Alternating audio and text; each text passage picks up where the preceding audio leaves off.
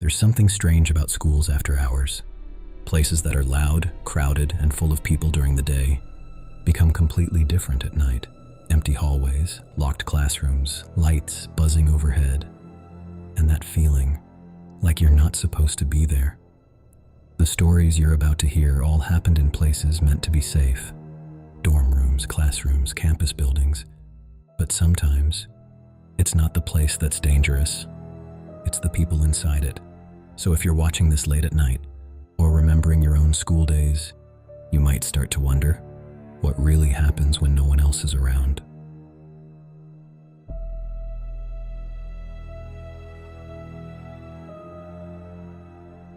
I started college the same year everything still felt off. Not completely shut down anymore, but not normal either. A lot of people avoided campus housing altogether. They rented apartments, stayed with friends, or just didn't show up unless they had to. I didn't have that option. I grew up close to the university, so technically I could have commuted every day, but I wanted the experience, even if things weren't the same. I didn't want to miss it. So I moved into the dorms. The building was quiet. Too quiet for the start of a semester. Half the rooms were empty. Some entire hallways barely had anyone living in them. It didn't feel like a college dorm. It felt like a place people had left. My roommate had already been living there the semester before. We had texted a bit before move-in. Nothing strange. She seemed normal, friendly enough. But when I met her in person, something felt slightly off. Not in an obvious way. She just didn't talk much. Her tone was flat. Her expressions didn't really change. At one point, she casually mentioned something that stuck with me. She said she used to have the entire room to herself, that because of how empty the dorms were, she didn't have to share. The way she said it felt almost annoyed, like I had interrupted something. I didn't think too much of it. I told her I lived nearby and that I'd probably go home on weekends. She just nodded, didn't react much. Most weekdays, she wasn't even there.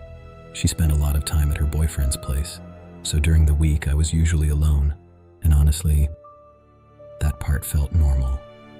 It was the weekends that changed everything. The first Friday, I packed up and went home. Nothing unusual. When I came back early Monday morning, the building was completely silent. Around 6 a.m., no one in the halls, no doors opening, no voices. I dropped my bag, climbed into bed, and passed out almost immediately. I don't know how long I was asleep. Maybe 10 minutes, maybe less. But I remember the exact moment I woke up. Because I felt it, a shift in the mattress. Not a full movement, just a slight dip. Right near the edge of the bed, like someone had leaned on it. At first, I didn't react. I was still half asleep. My brain was slow. Then the mattress returned to normal, and that's when it hit me. Someone had just been touching my bed. I turned slowly. My roommate was in her bed, facing the wall, completely still, sleeping. Or at least, she looked like she was. I stared at her for a few seconds, then convinced myself I imagined it. Went back to sleep. The next weekend, it happened again. Same routine. Left Friday. Came back early Monday. Laid down, closed my eyes, and then the bed shifted again. But this time, it wasn't just the edge.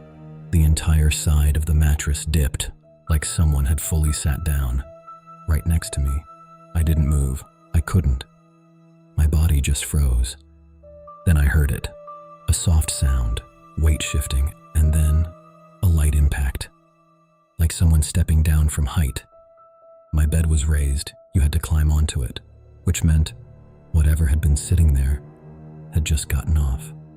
I held my breath, waited, then slowly turned my head. She was still there, in the same position, facing the wall, not moving. That's when the doubt started. Was I dreaming? Sleep paralysis? But I could move. I wasn't stuck. Nothing made sense. I tried to ignore it. Told myself I was just exhausted. But by the third time, I knew something was wrong. That morning, I walked in and she was already there. Lying in bed, facing me this time. Her eyes were closed. I didn't say anything, just got into my bed again, closed my eyes, and waited. It didn't take long. Within minutes, I felt it. The mattress slowly sank, closer this time. Not just sitting, leaning, and then a hand on the back of my neck, still, not gripping, not squeezing, just resting there. My heart felt like it stopped. I didn't breathe, didn't move. I don't know how long it lasted. It felt like minutes, but it could have been seconds. Eventually, the pressure lifted, the mattress returned to normal, and the room was quiet again. I stayed frozen for a while, then slowly turned. She was facing the wall again, exactly like before. That was enough. I got out of bed, grabbed my phone, left the room immediately. I didn't go back. I called my mom, tried to explain what was happening, even saying it out loud. It sounded unreal, but I knew what I felt. The school let me change rooms that same day. They asked if I wanted to report it further, but I didn't, because I couldn't prove anything. I just asked them one thing: don't give her another roommate. After I moved out, things started clicking. She once mentioned a previous roommate, said she didn't stay long, never explained why. I also remembered something else. One day she opened a drawer. Inside were multiple prescription bottles, more than seemed normal. She brushed it off, said it was for something minor, but I never believed that.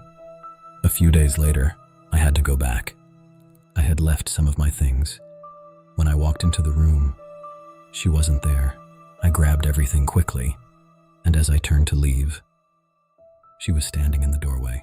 No sound, no warning, just there, watching me. She didn't say anything at first, then asked where I moved. I lied. She kept asking, more specific each time. Where exactly? Which floor? Near what? Her tone didn't change, but something about the way she asked felt wrong, like she needed to know. I gave vague answers, then left, and never saw her again. To this day, I still think about it, because I don't believe I imagined it, and I don't believe it was anyone else. We were the only ones with keys, which means whoever was touching my bed was already inside the room. I wasn't the type of student who stayed out late, not for parties, not for studying. I liked finishing my work early and getting back to my dorm. But that semester, I didn't really have a choice. One of my classes required a massive project, the kind where if you fall behind even a little, you feel it immediately, and I had fallen behind. Badly. My laptop had also started acting up, freezing, crashing, losing files. So eventually I gave in and decided to use the computers on campus. There was one building I knew would be empty, the business building. It sat on the edge of campus, a little separated from everything else, older than most of the other buildings. 3 floors, long hallways, and at night, it felt different. Not dangerous, just uncomfortable. Too quiet. The kind of quiet where even small sounds feel louder than they should. I got there around 10 p.m. Campus was already dead. No students outside, no movement in the windows. When I walked in, I noticed something immediately. It was colder inside than it was outside. Not freezing, but enough to feel wrong. I scanned my ID. The door unlocked with a beep. As soon as I stepped in, the smell hit me. Cleaning chemicals, strong. Which meant one thing: the janitors had already been through, and by now, they were gone. I was alone. That didn't bother me at first. In fact, it was exactly why I chose that building. Less noise, less distraction. I went up to the second floor computer lab, booted up one of the machines, and started working. For a while, everything was normal. Just the hum of the computer, the tapping of keys. Time passed faster than I expected. I kept glancing at the clock, telling myself I'd leave before 1 a.m., no matter what. Around 11:30, something changed. I heard a door slam. Not close, not distant either. Somewhere inside the building. I stopped typing, listened. Silence again. I told myself it was nothing. Air pressure, a door not fully closed, something normal. So I went back to work. Then I heard footsteps, slow, heavy, echoing through the hallway. They weren't rushed. They weren't quiet either. Whoever it was, wasn't trying to hide. They walked all the way down the hall, and then stopped. Right outside the lab door, I froze. The lab door had a small window. If I leaned back, I could have looked, but I didn't. I didn't want to, because part of me already knew Something wasn't right. Then the handle moved, not gently. It rattled, hard, again and again, like someone was trying to get in, or trying to make sure I knew they were there.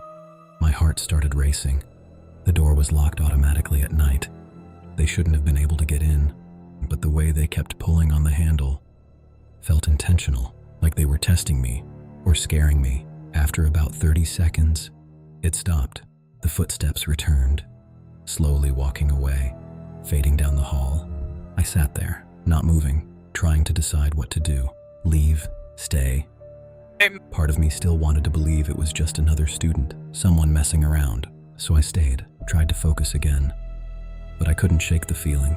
About 10 minutes later, I heard something else above me, a dragging sound. At first I thought it was the pipes. The building was old. Noises happened, but this was different. It was too deliberate, too slow, like something was moving. Right above the ceiling, I looked up. The ceiling tiles were thin. You could see slight shadows through them. And then, one of them shifted, just slightly, enough to notice. My stomach dropped. Something was pressing down on it, from above. Then I heard it again, a slow creak, like weight being adjusted carefully, like someone trying not to make noise. That's when I realized whoever had been at the door hadn't left. They had found another way in, through the ceiling. That was enough. I didn't hesitate anymore. I pulled out my flash drive, stuffed my things into my bag, and ran. The second I stepped into the hallway, everything felt wrong. The lights flickered slightly, buzzing overhead. The building felt empty, too empty. I walked fast, trying not to run, made it to the stairwell, pushed the door open, and started heading down. That's when I made the mistake. I looked up. On the landing above me, someone was standing there. A man, completely still, watching me. He didn't look like a student. His clothes were off, worn, loose, and his face, I couldn't see it clearly, but I could tell one thing. He was smiling, wide, too wide. I didn't think. I ran down the stairs, almost tripping, burst through the exit door, and sprinted across campus. Didn't look back, didn't stop. Not until I was inside my dorm. Door locked behind me, back against the wall, trying to breathe. The next morning, I went back. Not because I wanted to, because I had to submit the project. In daylight, the building felt normal again, safe, like nothing had happened. But then I saw it. One of the ceiling tiles was missing, right above where I had been sitting, and another one, in the corner, the same one I saw shift. That's when it hit me. He had been watching me, from above, then tried the door, and when it didn't open, he went back up and tried to come in from the ceiling. I still think about that, because if I had stayed just a little longer, he would have gotten in. I was 16 when this happened. It was only my second week at a new school. I still didn't know my way around properly. Still didn't know most people. Still had that feeling that I didn't really belong there yet. The building itself felt modern, clean, organized, secure. At least that's what everyone said. From the very first day, they repeated the same rule over and over again. Don't let anyone into the building. Every student had an ID badge. You needed it to open doors, move between areas, and access most parts of the school. If someone didn't have one, they weren't supposed to be there. That rule felt important, or at least, it should have been. The day everything happened started completely normal. I had been sick earlier that week, so I hadn't fully settled in yet. This was only my second full day attending. By midday, things felt routine enough. Lunch ended. Classes resumed. The hallways went quiet again. About 20 minutes into class, I suddenly needed to use the bathroom. Not just casually, urgently. I raised my hand and asked. The teacher was annoyed. We had just had a break. But I guess he could tell I wasn't exaggerating. So he let me go. That detail matters. Because at that time, no one else should have been in the halls. Classes were in session. The building should have been empty. I stepped out into the corridor. Silence. No voices. No footsteps. Just that faint echo you only notice when a place is completely still. I walked through the cafeteria, empty. Rows of tables, chairs pushed in neatly, lights buzzing overhead. It felt strange seeing it like that. Then I passed through another set of doors, used the bathroom, and headed back. And that's when I saw him, a man sitting alone at one of the cafeteria tables. At first, nothing about it felt wrong. People did move around sometimes, teachers, staff, and he had a lanyard. That was enough to make it seem normal, until he spoke. "Hey." I jumped. I wasn't expecting anyone to be there. He laughed slightly, apologized, said he didn't mean to scare me. His voice sounded calm, friendly. That made me relax, at least a little, but something still felt off. Looking back, there were signs. His ID badge was flipped backward. The side with his name and photo was hidden. Students did that all the time, but teachers didn't. Still, I didn't question it. He asked me if I could help him, said he had some things in his car, needed help carrying them inside, and without really thinking, I said yes. Because why wouldn't I? He looked like he belonged there. That's what made it believable. We started walking toward the exit together. At first, nothing felt too strange, but then I noticed something. He wasn't talking, not making small talk, not asking anything, just walking, fast. His hands kept moving, in and out of his pockets, clasping together, then separating again, nervous. I told myself it didn't mean anything. Maybe he was just in a hurry. We stepped outside. There was a short path leading to the parking area. About 50 meters, but you couldn't see the cars right away. Bushes blocked the view until you got closer. As we walked, he spoke again. "My stuff's in the back." Simple, but something in my chest tightened. We reached the parking lot. He pointed. "Blue car, down there." I looked. At first, nothing seemed wrong. Then I saw movement. Inside the back seat, shapes, people, at least two. My brain froze. I didn't move, didn't react, and I think they noticed, because suddenly, the back door opened. One of them started getting out, and the man next to me grabbed my arm, hard. That snapped me out of it. Adrenaline hit instantly. I yanked my arm away. I don't even know how. I'm not strong, but in that moment, it didn't matter. I turned and ran, straight back toward the school. I could hear them behind me. Footsteps, fast, heavy, getting closer. The entrance doors were ahead, glass, automatic. Slow, too slow. I kept running. My heart felt like it was going to explode, waiting for them to catch me. But then, the doors opened, and I made it inside. I didn't stop. I ran straight through the building, into the nearest occupied area, found someone working behind a counter, and tried to explain what just happened. Barely able to get the words out, they calmed me down, took me to an office, called my parents, called the police. Everything after that felt distant, like I wasn't fully there. The police reviewed the security footage and confirmed everything, the car, the men, but they also found something else, something worse. The man hadn't just walked in and found me randomly. He had been inside the building for at least 20 minutes, walking through the halls, looking, waiting for someone alone. That's when it really hit me. I wasn't chosen. I was just there. Anyone could have been me. That thought stayed with me, because it meant this wasn't an accident. Later I went home, and for the first time, I didn't feel safe there either. Every sound made me jump. Every shadow felt wrong. I kept replaying everything in my head, the walk, the silence, the car.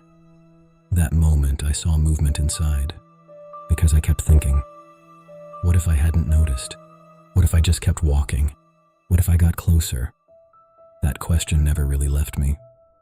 The school added more security after that, more checks, more supervision, but it didn't matter. Because once something like that happens, you don't trust the place the same way again. Even after I returned, everything felt different. The cafeteria, the hallways, the entrances, every quiet space felt dangerous. And I started noticing things I hadn't before. People without visible ID, doors not fully closed, moments where someone could slip in unnoticed. That's the part no one talks about. Security doesn't fail all at once. It fails in small ways. One lost badge, one unlocked door, one moment of inattention. That's all it takes. A few weeks later, I heard more. Not officially, just people talking. Apparently those men had been seen before, not inside the school, but nearby, watching, waiting. That made it worse, because it meant this wasn't random. It was planned, and the only thing that stopped it was a single moment, that instinct, that hesitation. If I ignored it, I don't know what would have happened, and I don't want to. Even now, the part that stays with me the most isn't the car or the men hiding inside it. It's him, the one who walked me out. Because the entire time, he seemed normal, calm, friendly, like someone I should trust. And that's what makes it so disturbing, not what almost happened, but how easily I could have walked into it without realizing until it was too late. Some places are meant to feel safe: schools, dorms, classrooms, places where nothing like this should ever happen. But the stories you just heard prove that safety is sometimes just an illusion. Because it's not always the place that's dangerous, it's the people who manage to get inside it. So next time you're alone in a hallway, or sitting in a quiet classroom, or walking through a building that should be empty, pay attention, because not everyone there is supposed to be. If you made it this far, let me know in the comments which story disturbed you the most. And if you enjoy stories like these, make sure to subscribe. There's always more waiting in the dark.